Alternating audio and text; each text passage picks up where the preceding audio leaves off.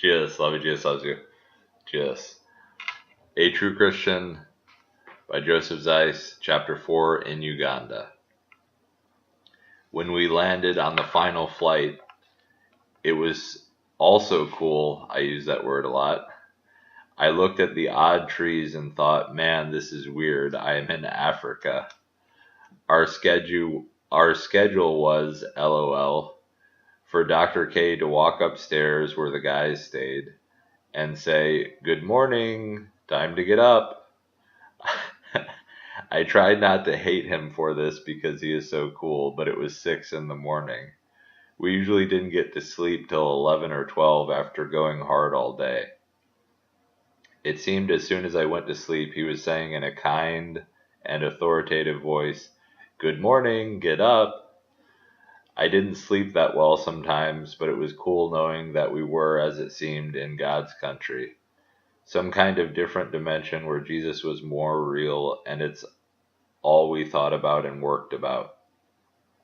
Usually Dr. Krabendam would preach for the first half of the day, and then we would go out for the second to tell people about Jesus, trying to remember what was said in the teaching. It was really good teaching. I met the most amazing person when we went out to witness. We were teamed up with local Christians to evangelize with us and to interpret for us, as some people spoke another language. His name was Nick. He was just a really cool guy, very loving and respectful and deferent to me and what I wanted to communicate. He would know how to navigate the neighborhoods. Although I questioned if I was saved, I knew a lot about Jesus and the Bible, and I was genuine. Jesus is the answer. It was absolutely amazing to feel like God is speaking through you, even if you don't know exactly what you're doing. You know you're making a difference just by trying to glorify Jesus and save people. I had a sense of how great Jesus was and how much people needed him, and to look into him and the Bible. I loved witnessing. At a certain point in the 1-month trip, I felt like God made me just specifically for witnessing. I felt more like me and like I was created to be. I thought God made me for this. I wondered if I was supposed to stay in Africa or return someday or what. People are definitely more open to Jesus in Uganda than America. They will listen. One day as Nick and I were going along, we came across a guy that seemed angry and rough. I asked if he wanted to hear about Jesus. Nick interpreted, and the guy said no and began to ignore us, doing other things. I told Nick to tell him I don't even know if I was saved. It was hilarious what followed. You should have seen Nick's face. He said he wouldn't tell the guy that. We argued back and forth for what seemed like 10 minutes. Finally, I wore him down and Nick told him. I said, I don't even know if I'm saved, but I know that Jesus loves you and wants to save you from sin and hell. It shocked Nick and I when the guy asked to be saved. He seemed changed and softer and in need of Jesus. We went over and I began to pray with him, repeating after me. Since I wasn't even sure what one had to do to be saved, I wanted my prayer to be the best prayer ever to make sure he really was saved. Again, it seemed like I prayed for 10 minutes. I don't know what happened to him. I told him to keep seeking Jesus, but I will always remember him. There was also a guy about 16 who really seemed to hang on to my words about Jesus. Throughout the trip, I struggled with my own salvation and wondered what it even meant. Jesus is God. He died and rose. Jesus is God. He died and rose. I am supposed to believe. How do I believe? What does believing even mean? I believe the Bible. What is believing in Jesus? Is there something there there was something there I just couldn't get. I would talk to Dr. K, and he would try to help and would help, but I was still stuck.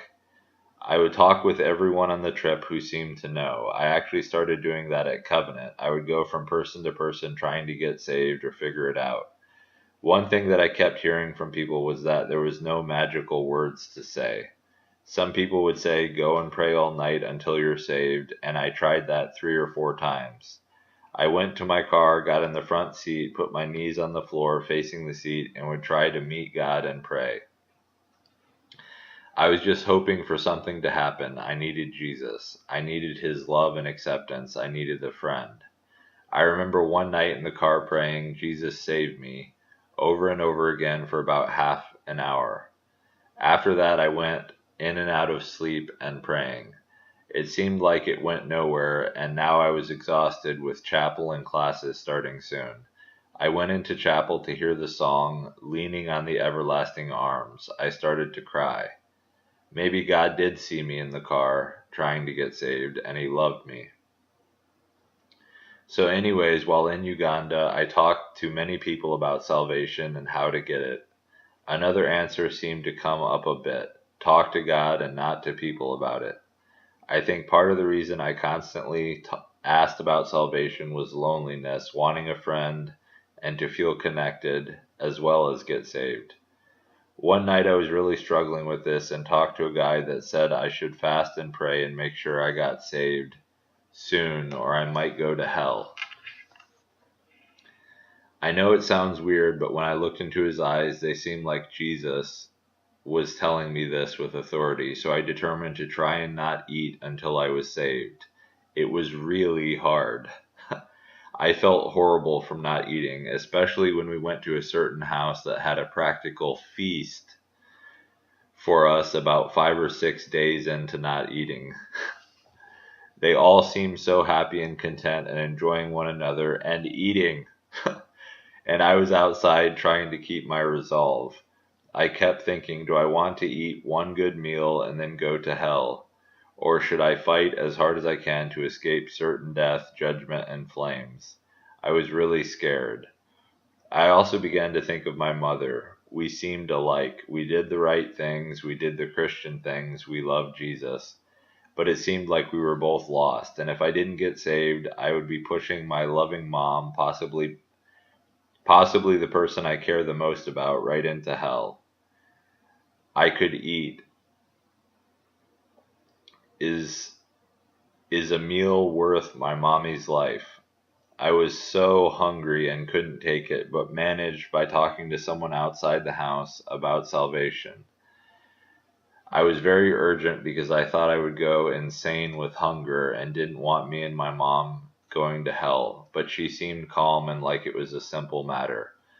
Another day or two, Dr. K said I had to eat, like a command. I took this as God telling me to eat because I trusted Dr. K, plus I figured I would die. I would die before finding salvation. I was so happy to eat that meal. It could have been feces and I would have loved it. Actually, the funny thing was that was one of the worst meals I ever remember eating. It was some weird junk and I don't know what it was and it tasted horrible, but I gladly ate and looked very much forward to every meal after that forever. Soon after, I don't remember the exact sequence of events, I went outside Dr. K's house to a half-built house 50 yards away to pray for salvation. This time it was my dad I thought about. My dad loved me so much and would do anything to protect me, but he couldn't save me from Jesus' wrath. And I was scared for my dad's salvation also. I missed him so much right then. I wanted him to hug me and tell me everything was going to be okay and protect me. I spent a few hours praying, crying, and stressing out, as well as missing my dad.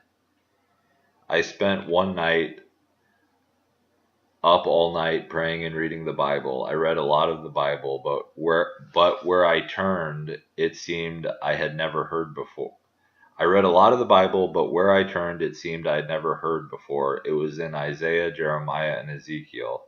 Everywhere I turned in those books, it seemed like God was saying yet again, you rebelled and I'm going to kill you. I will torture you and you will go to hell. That made me even more troubled knowing the Bible said that. Then, after asking Dr. K for someone to pray all night with, he sent me with a local pastor to the pastor's house. He prayed with me for a bit and then went to bed. I was in agony about not being saved and felt completely lost and alone. I fought for sleep for the sake of my...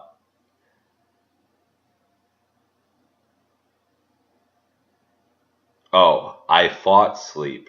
I fought against sleep for the sake of my soul, and also I couldn't sleep because I was so upset. I finally fell asleep and, get this, had one of the worst nightmares ever. Shortly after falling asleep, I had a dream. Myself, my sister, and a close friend from Covenant were in a spaceship. The spaceship was about to launch. The problem was I knew, absolutely knew, that it would blow up.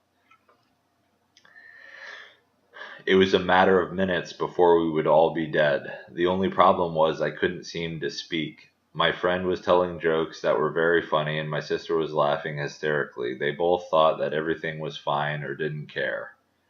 I can't remember if I couldn't speak or they wouldn't listen. I think that it was that I just couldn't move or figure out a way to get out. I got more and more scared, and they continued joking. I couldn't speak to warn them, and I couldn't move or figure a way out. We were doomed. They were clueless. My friend was telling jokes when we were about to die. What an idiot, seemingly blatantly ignorant of our destruction. My sister seemed like she might have been slightly scared, but had no clue and was rather interested in laughing. I knew I could do nothing. What scared me the most was that my sister didn't know. I had to tell her. I had to save her. I know we were in trouble. I know we were in trouble. That has to mean something. They don't have a clue, but I know. But I was doomed just like they were. My mouth, mind, and body wouldn't work. I couldn't get out or save them. I just kept thinking with all my knowledge I couldn't save myself. But worse, I was letting my sister die right in front of me when I could have done something. It was one of the worst feelings ever. I can't save my sister. I woke up right after the dream. I was probably asleep long enough to have the dream and wake up. Now I was really panicking. All three of us were going to hell. I could have done something, but didn't or couldn't. I prayed and literally yelled to God to save me, and especially my sister, for a long time.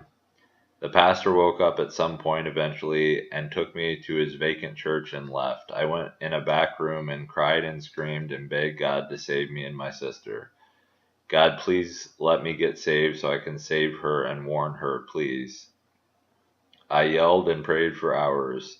Even after people began going in and out of the church, not a service, I don't know what it was, I still screamed and yelled. Finally, I was desperate and thought someone in the church could help.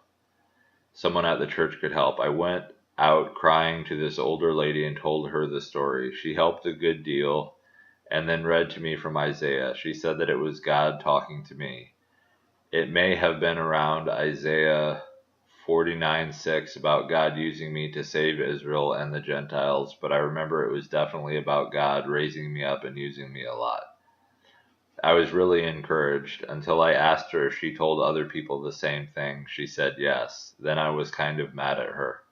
This could have nothing to do with me, but I still thought it might be true.